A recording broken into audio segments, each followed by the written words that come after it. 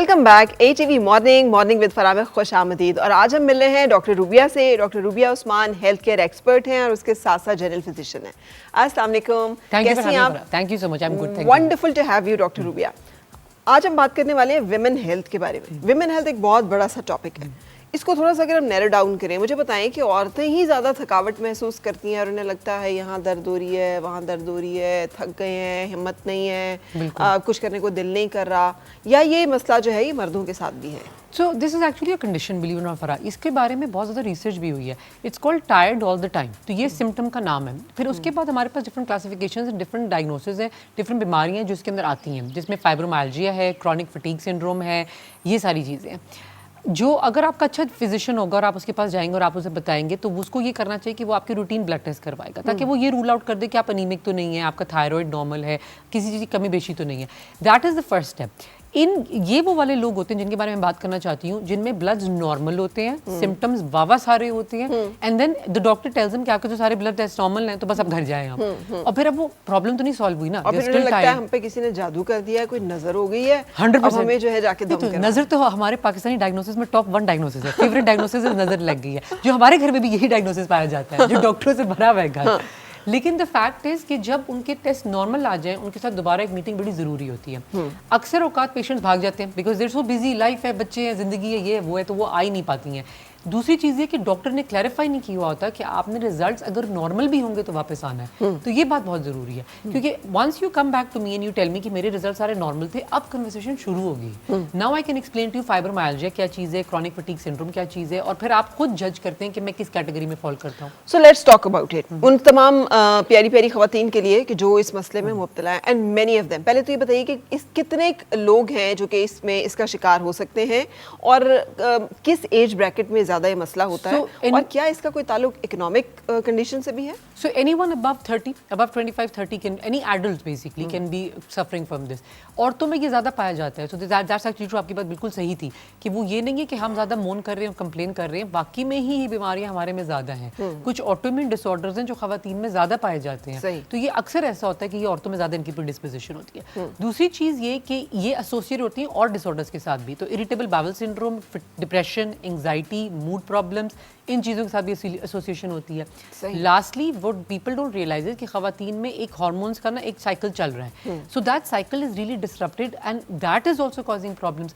Then you hit menopause. तो आप 30 से, जैसे 25-30 से शुरू हुए, 45-50 में मेनोपॉज हिट कर दिया, उसका अपने सारे सिम्टम्स शुरू हो जाएंगे। So it is almost like a 3-4 decade long struggle, and by then we are really old, और उस वक्त तो हमारी वैसे कोई परवाह नहीं करता, हम खुद भी छोड़ देते हैं। हाँ। तो अब मुझे बताइए इकोनॉमिक कंडीशन भी क्या इसमें कुछ? सोशियो इकोनॉमिक कंडीशंस में they have found the lower socio economic status में ज़्यादा इसलिए पाया जाता है बिकॉज उसमें तशखीस नहीं हो रही है, we are not diagnosing it. So you can get it in both parts of the society, but they are less aware, उनको इतना पता ही नहीं है इसके बारे में। दे वोंट सीक हेल्प, वो डॉक्टर के पास पहले तो जाएंगे नहीं, और अगर डॉक्टर के पास जाएंगे तो बेयर मिनिमम ताकत के टीके लगा दें, ड्रिप लगा दें, कोई गोली ऐसी कोई जादू की गोली दे दें बस मेरे में जान आ जाए। तो इस तरह, और डॉक्टर भी मैंने ये नोटिस किया कि अक्सर जो है ना, वो लंबी कन्वर्सेशन जो 20-15 मिनट लेगी, उसके बजाय एक गोली का नुस्खा दे के फारिग कर देते हैं, ताकि काइंड ऑफ लाइक, बिकॉज उनके पे प्रेशर इतना है, because they are seeing so many patients, तो they don't have time to talk to them, which is really sad. क्योंकि ऐसा नहीं हो सकता, क्योंकि इनको पहले जितने भी पेशेंट्स को ये बताया जाता है कि यू कुड आइदर हैव, तो दीज आर 2 डिफरेंट एलिमेंट्स। अगर क्रॉनिक फटीग सिंड्रोम है तो आपको टायर्डनेस ज़्यादा है, आपको एनर्जी कम है, एक्सरसाइज करने के बाद एनर्जी और डिप्लीट हो रही है, रादर देन फीलिंग, जैसे मैं और आप हैं, हम एक्सरसाइज करते हैं, वी फील एनर्जाइज्ड, हमें लगता है कि बस अब कुछ भी हो जाए आज। लेकिन इन दिस सिचुएशन आप और डिप्लीट फील करेंगे, और वो एनर्जी इतनी डिप्लीट होगी कि वो बेड में भी शायद बेड रिडन हो जाए। अच्छा, इतना भी खतरनाक हो ये क्रॉनिक फटीग सिंड्रोम, ये क्रॉनिक फटीग सिंड्रोम है। और दूसरा जो है फाइब्रोमाइल्जिया, दर्द वाला, तो यहाँ दर्द होती है, वहाँ दर्द होती है। एक बड़ा आर्टिकल था जिसके बारे में बड़ी क्रिटिसिज्म हुई थी, जो यूरोप में छपा था, और उसमें ये था, it's called the Begum syndrome. तो वो देसी खवातीन के ऊपर उन्होंने जैसे तंज ऑलमोस्ट किया था, और उसमें उन्होंने रोमन उर्दू में लिखा था कि डॉक्टर साहब हर जगह दर्द होती है। तो ये वो पेशेंट होता है जिसके सर में भी दर्द है, गर्दन में भी दर्द है, पट्टों में भी दर्द है, टांगों में भी दर्द है, and you not able to diagnose कि दर्द क्यों हो रही है। तो आप इसलिए फ्रस्ट्रेट भी हो रहे हो, पेशेंट भी फ्रस्ट्रेटेड है, डॉक्टर भी फ्रस्ट्रेटेड है। यहाँ पे आई एम सरप्राइज कि यहाँ पे क्यों इतनी कन्फ्यूजन है। तो यहाँ तो हमारे घर में almost every 3rd, every 4th person has it, तो यहाँ इतनी कन्फ्यूजन नहीं होनी चाहिए। Fibromyalgia is real. ये नाम इसलिए दिया गया था क्योंकि इन सिम्टम्स को कोई और डायग्नोसिस नहीं था। You not hypothyroid, you not anaemic, तो आपके कोई और ऐसा कोई नहीं है, ऐसी बीमारी नहीं है जिसको आप कैटेगराइज कर सकें। तो डॉक्टर साहिबा, जब आपके ब्लड टेस्ट भी नॉर्मल है, जब आपकी कोई और ऐसी कंडीशन भी नहीं है बॉडी में, तो ये मसला होता ही क्यों है? फिर इसीलिए तो लोग बेचारे जो है वो दम दरूद के पीछे चल पड़ते हैं। और द थिंग इज कि मैं उसका प्लेसिबो इफेक्ट भी होता है दम दारूद का, तो आप उसको भी नहीं भाग सकते, वरना फिर वो कहेंगे कि नहीं मैं ठीक कैसे हुआ। ये फैक्ट है, इट्स पूरली अंडरस्टूड, ये भी नहीं पता क्योंकि we haven't been able to find out why people have it, कि why X has it and why doesn't have it, ये नहीं पता कर सके। फैमिली हिस्ट्री बहुत स्ट्रॉन्ग रोल प्ले करती है। अगर आपके भाई मतलब आपकी माँ को था, आपकी बहनों को था, तो आपके चांसेस बहुत हाई होने के, अगर आपको है तो आपके बच्चों में भी चांसेस हैं होने के। तो फैमिली प्रीडिस्पोजिशन से ये पता चलता है कि जेनेटिक्स का रोल है इसमें। लाइफस्टाइल बहुत मैटर करता है, तो अगर आपका सेडेंटरी लाइफस्टाइल है, आप एक्सरसाइज नहीं करते, आप टाइम पे सोते नहीं, आप खाने के अपना ख्याल नहीं रखते हैं, तो there are more chances that you will be suffering from these disorders as well. And जैसे मैंने बोला, ये फाइब्रोमाइल्जिया और हम क्रोनिक फटीग सिंड्रोम दोनों की बात करें, जिसमें हर वक्त थके हुए, हर वक्त दर्दें हो रही, इन दोनों में ये सब कुछ हो सकता है। और एक और चीज जो है कि वो बाकी जिनके साथ जो डिसऑर्डर्स एसोसिएटेड है, उसका भी हमें नहीं पता वो क्यों होते हैं। जैसे IBS, इरिटेबल बाउल सिंड्रोम जो है, वो भी यही है कि आज तक हम ये नहीं जान पाए कि वो क्यों होता है और एक पेशेंट को क्यों होता है, दूसरे को क्यों नहीं होता। सही। द प्रॉब्लम इज, सो ये एक्स फैक्टर है, इसको फिर इसको हम दम दरूद के खाते में ना डालें। हम तो ना डालें, मगर लोग तो डालेंगे ना। वो कहेंगे डॉक्टर साहब को नहीं पता तो फिर पीर साहब को तो पता है। एग्जैक्टली। और दूसरी चीज ये कि व्हाट हैपेंस इज कि जब तक तशखीस नहीं सही हो पाएगी तो हम इलाज की तरफ तो जा ही नहीं रहे ना। अभी तो हम उधर ही गोल गोल फिर रहे हैं कि पहले हम डॉक्टर के पास नहीं जा रहे हैं, फिर जा रहे हैं तो डॉक्टर को पता नहीं चल रहा कि वो क्या कर रहा है, या पता चल गया तो फिर हमने कंटिन्यूटी ऑफ केयर नहीं है, हम एक टेस्ट करा के गायब हो गए, फिर 6 महीने बाद, साल बाद दोबारा वापस आ रहे हैं, अब वो दोबारा सारे टेस्ट होने हैं, तो वो खफगी अलग है। अच्छा डॉक्टर साहब, इसमें फ्लेयर्स भी हैं जी। ऐसा नहीं है कि ये मसला हो गया तो बस एक कंसिस्टेंट चलता रहेगा। कोई टाइम आता है जब बहुत मसला बढ़ जाता है, कोई टाइम आता है जब आप you feel okay, you feel better. Absolutely. और दिस इज द थिंग जो बड़ा फनी होता है, क्योंकि दोनों में अगर डिफरेंशिएट करना है, आपको कंफ्यूज होने की जरूरत नहीं है।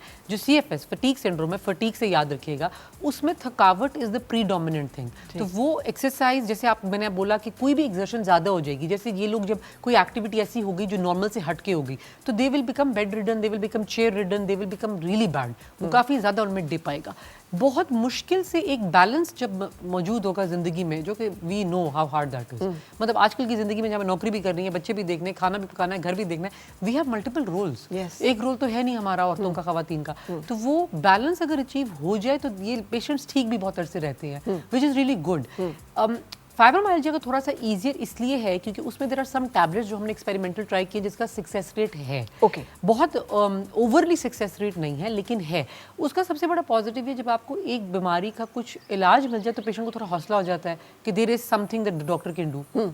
तो वो क्या है? Is this the painkiller? So these are, और is it, so these are, so sadly unfortunately अभी तक सिर्फ हमारे पास पेन किलर्स हैं, एक specific genre of painkillers. So these are nerve painkillers. ये पूरी एक फैमिली है पेन किलर्स की, और इसका रोल आपके मूड पे भी है, आपके जिस्म पे भी है, आपकी एनर्जी पे भी, आपकी दर्दों पे भी है। तो ये आपके काफी मसले हल कर रहा है। एक और पॉजिटिव इसमें ये है कि this pills are not addictive. हमारे यहाँ ये बहुत कॉन्सेप्ट होता है कि जी फलानी चीज नशावर गोली है, कुछ है इनमें से, ऐसी बात भी है, बट ऐसा नहीं है खुदा ना खास्ता कि आप लेंगे तो आप बस सारी उम्र अब उसके मुताज हो जाएंगे, या ये मेडिसिन लेने का कोई लॉन्ग टर्म साइड इफेक्ट है, जैसे गुर्दे इफेक्ट हो रहे हैं या जिगर पे फर्क पड़ रहा है। दे जनरली सेफर, लेकिन ये कि थोड़ा सा एजुकेशन की बहुत जरूरत है कि डिपेंडेंसी हो सकती है अगर आप मिस यूज करें। सो द वर्ड, ये बड़ा इंपॉर्टेंट वर्ड है, misuse of treatment. Patients ये नहीं रियलाइज करते कि हम अगर treatment as per doctor is prescribed और वक्तन फवक्तन चेक करते रहे उसको कि मैं सही खा रहा हूँ, मुझे कम या ज्यादा करने की जरूरत तो नहीं है, तो दिल बी फाइन। जब मेडिसिन हम सेल्फ मेडिकेट करें, एब्यूज करें, मिस यूज करें, गलत टाइम पे लें, गलत डोज लें, गलत फॉर्म में लें, अपनी मर्जी से कुछ जब दिल करे, जो बीमारी के लिए मुझे ये सूट की थी तुम ये ट्राई करो, बड़ी अच्छी है, then it causes problems. Right. अच्छा, अब जैसे आपने कहा कि बेसिकली नर्व्स को जब आप सूद कर रहे हैं या उनको जब आप काम डाउन कर रहे हैं, तो इन जो सिम्टम्स हैं या ये जो मसला आ रहा है जो कि फाइब्रोमाइल्जिया, जिसमें जिस्म में दर्दें हैं, पट्ठों में खिंचाव है, आपको लग रहा है कि यू आर अनवेल, आप ठीक नहीं हैं, यू आर नॉट 100%, वो बेहतर हो जाता है। एब्सोल्युटली। तो इसका मतलब ये भी तो हुआ ना कि फिर मतलब है कि ये हमारी नर्व्स की कोई बीमारी है। सो क्या कोई और डिफिशिएंसी, जैसे विटामिन डिफिशिएंसी या कोई और ऐसी डिफिशिएंसी कैन कॉज इट? नहीं, so if this is really important, अगर आप में वो चीज डिफिशिएंसी है, तो जैसे B12 is strongly representing our good nerves. अगर आपके B12 की कमी होगी तो आपको नर्व्स के प्रॉब्लम्स होंगे ही होंगे, न्यूरोपैथी होगी और काइंड्स ऑफ इश्यूज। B12 किस सोर्सेज से मिलेगा? So B12 is your good so B complex vitamins are in your diet, a lot of them are in your diet. So So all your nuts have them, green leafy vegetables, egg is a favorite, fish is a favorite, meat is a favorite. You cannot go wrong. There's a little bit in everything. सही. कभी-कभी ऐसा हो जाता है कुछ लोगों में बहुत कम हो जाता है तो फिर सप्लीमेंट की जरूरत पड़ती है, हर एक में नहीं.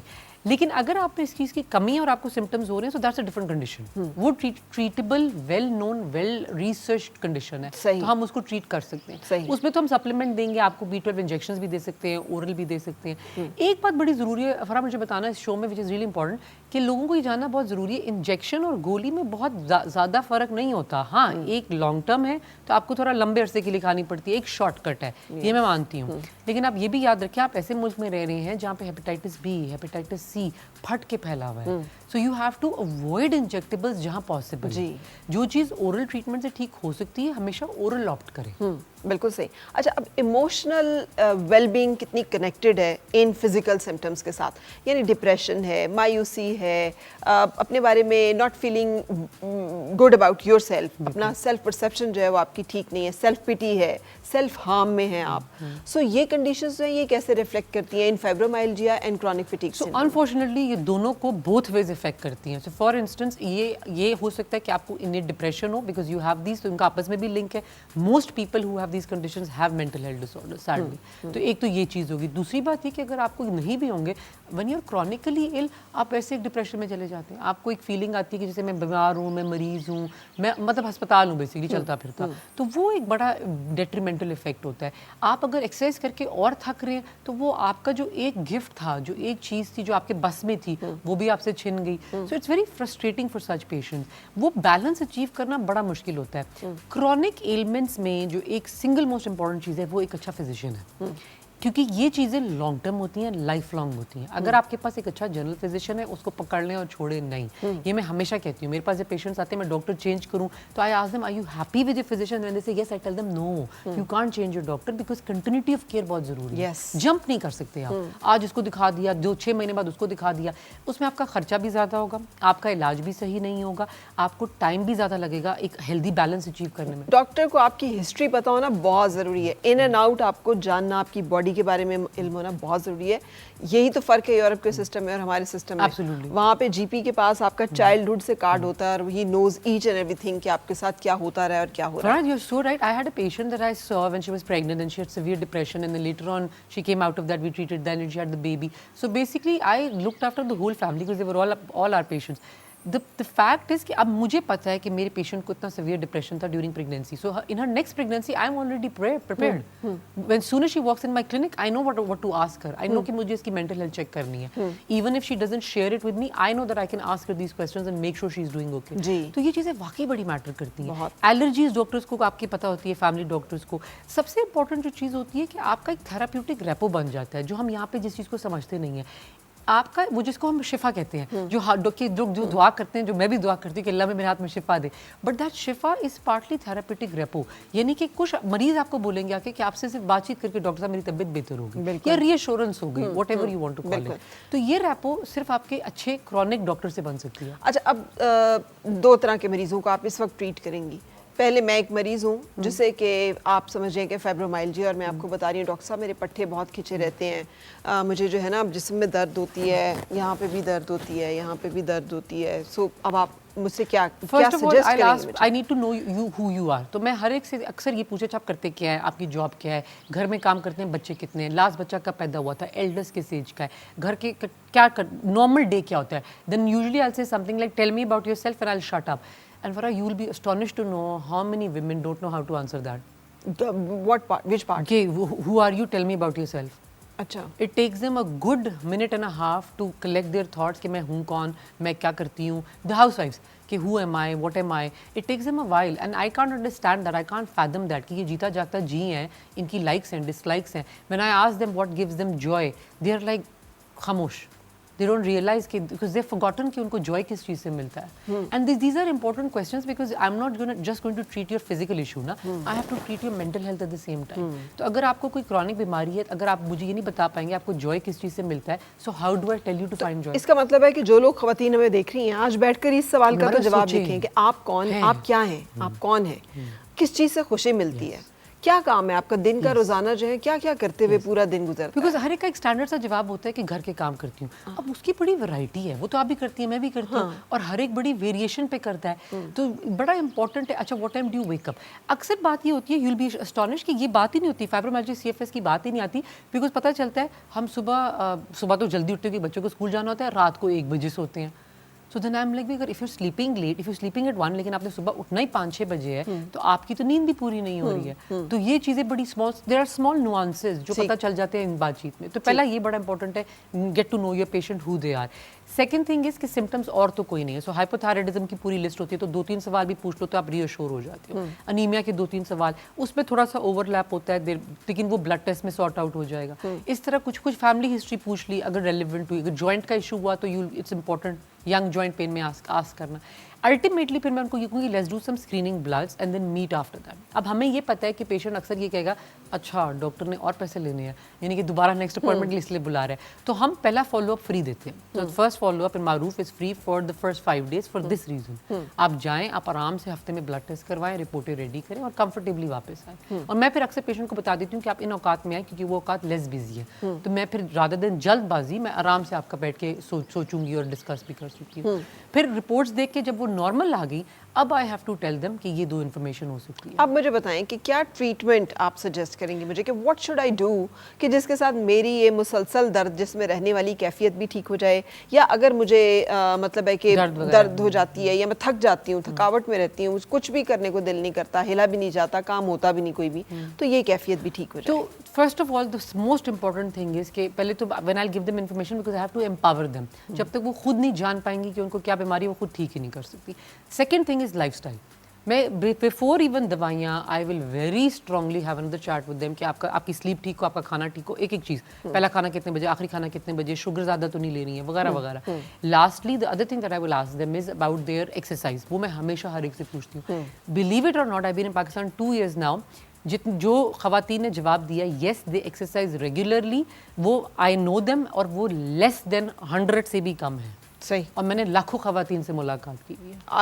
आप कह रही हैं लाखों खवातीन में से 100 से भी कम, क्या 50 से भी कम खवातीन हैं जो रेगुलरली वीकली बेसिस पे कोई ना कोई एक्सरसाइज करती हैं। एक्सरसाइज यू मींस कि वो वॉक करती हैं या वो रनिंग करती हैं? Yes, little bit more something for themselves जो थोड़ा फोकस्ड है, with even if it's half an hour 15 minutes, लेकिन एक focused slot in the day जो एक्सरसाइज के नाम के लिए है, कि व्हाटएवर इट इज, वो मैं फिर वॉक भी एक्सेप्ट कर लूंगी इफ आई नो कि हाँ जेन्युइन वॉक है, मतलब घर का काम इज नॉट वॉक। क्योंकि ये बड़ा शौक है हमें कहने का कि हम घर में भी तो चलते हैं।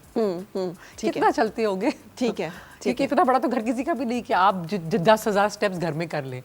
तो द इंटरेस्टिंग थिंग इज जब लाइफस्टाइल फिक्स करें तो काफी हद तक तो उनसे इंप्रूव हो जाएगा। सही। A lot of patients will be happy. I don't believe in supplements. I don't believe in multivitamins. I've already checked your levels. मुझे पता है आपका B12 नॉर्मल है, फॉलिक एसिड नॉर्मल है, आयरन नॉर्मल है, विटामिन डी नॉर्मल है। अक्सर vitamin D लो होता है, वो सप्लीमेंट कर दिया, दैट्स फाइन, बट ऐसा कोई मल्टीविटामिन नहीं देना। अच्छा। Because I don't believe in that ना। जब आप अच्छी ग़िज़ा खा रहे हैं तो why would you need a supplement? जब लेवल्स नॉर्मल हैं, एक ग्लास है वो फुल है पानी से, उसमें और पानी डालने का क्या फायदा? वो तो ओवर स्पिल ही होगा।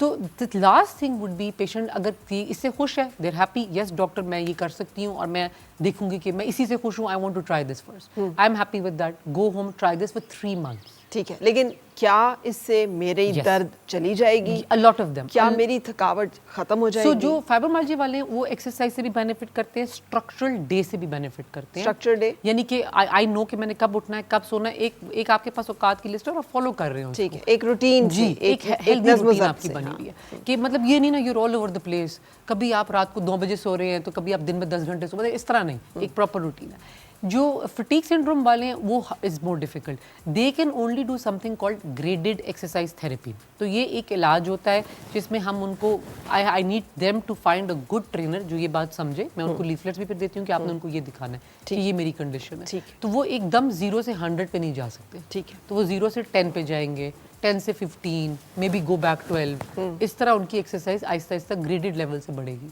ठीक है। और उसमें भी जैसे आपने बोला, शायद हो सकता है कि उसके बावजूद भी बीच में बैड डेज आए, ये भी फिर भी हो सकता है। और आज तक फ्लेयर का भी पता नहीं चला कि एकदम से ये सारी सूरत हाल जो है ये बदतरीन क्यों हो जाती है? अक्सर स्ट्रेस, अक्सर it's stress in some form, so physical, psychological, emotional, eating habits में, it can be any kind of stress, but stress plays a very significant role जो स्ट्रेसफुल पर्सनालिटीज़ होते हैं, जो लोग होते हैं, उनमें हमेशा इन सारे डिसऑर्डर्स में ज़्यादा पाए जाते हैं। ठीक है, लेकिन वो चलते रहते हैं, they function at a higher level, तो they keep themselves going till they crash.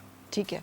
सो अब स्ट्रेस को मैनेज करना जो है वो भी इन्हीं सारी चीज़ों में हो जाएगा, या उसके लिए कुछ आप additional lifestyle will help you. The second element is anxiety depression rule out करना बहुत जरूरी है। If you have proper moderate to severe anxiety depression, जो कि होता है अक्सर लोगों को, तो you need treatment, then you need medicine. फिर आपको दवाई की ज़रूरत है, फिर आप पीर के पास नहीं जा सकते, फिर आप दुआ करके नहीं, आप दुआ करें, ज़रूर करें, लेकिन आप सिर्फ उस पर ना रिलाई करें, आपको दवा की भी ज़रूरत है। You need a little bit of both.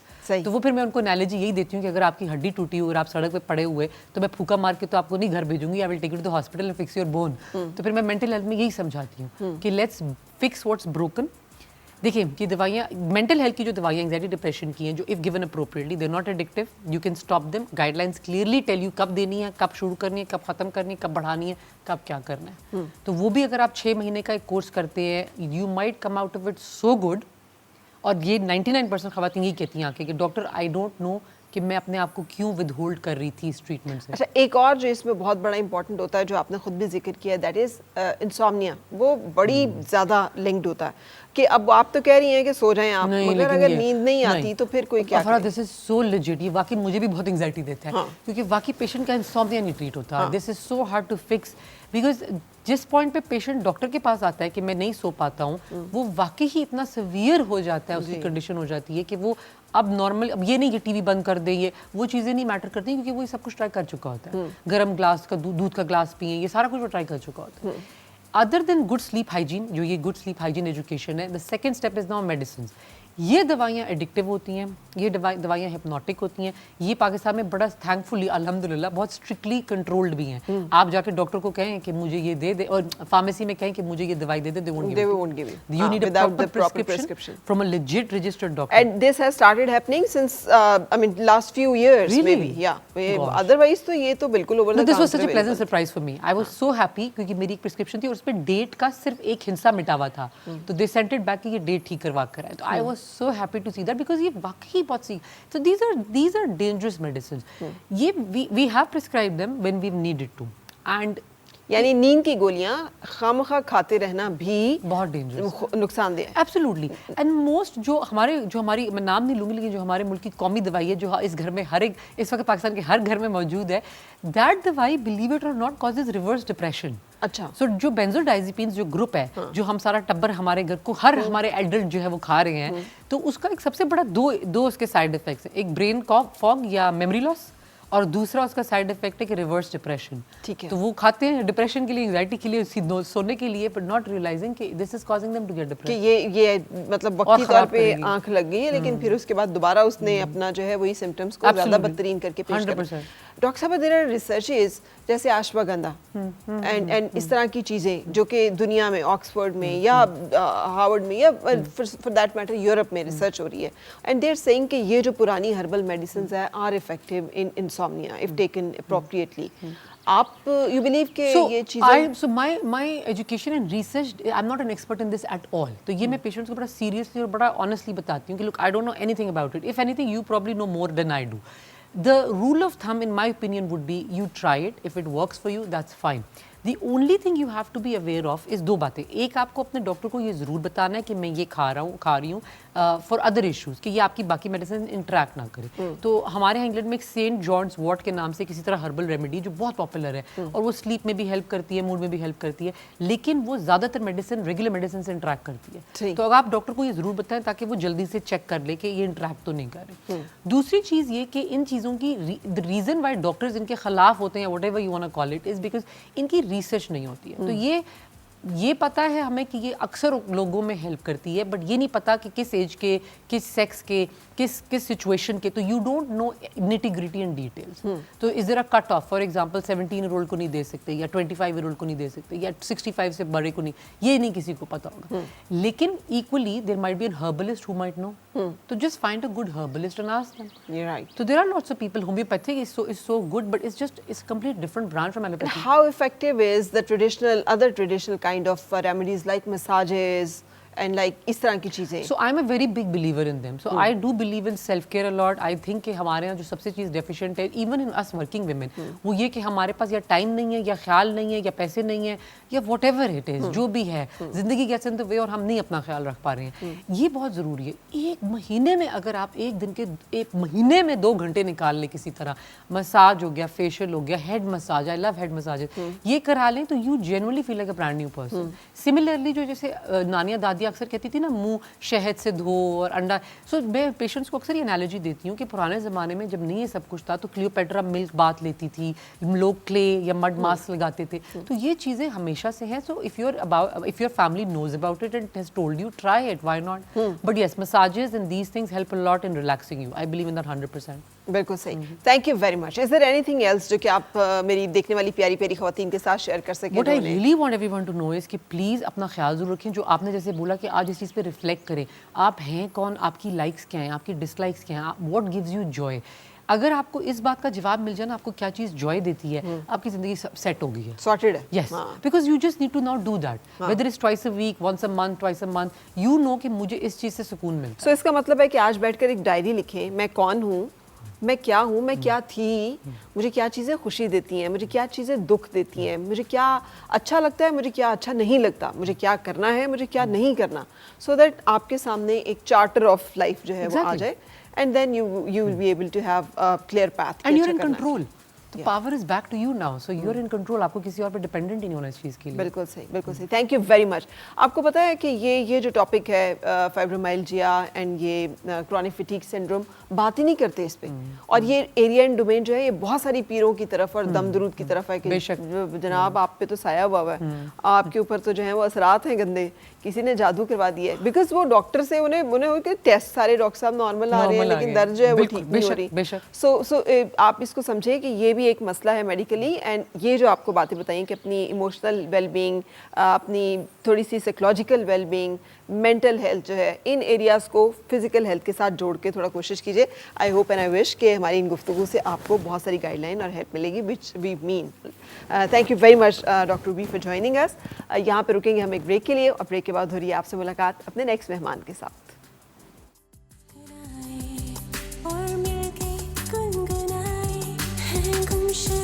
खुशियाँ सारी वो ढूंढ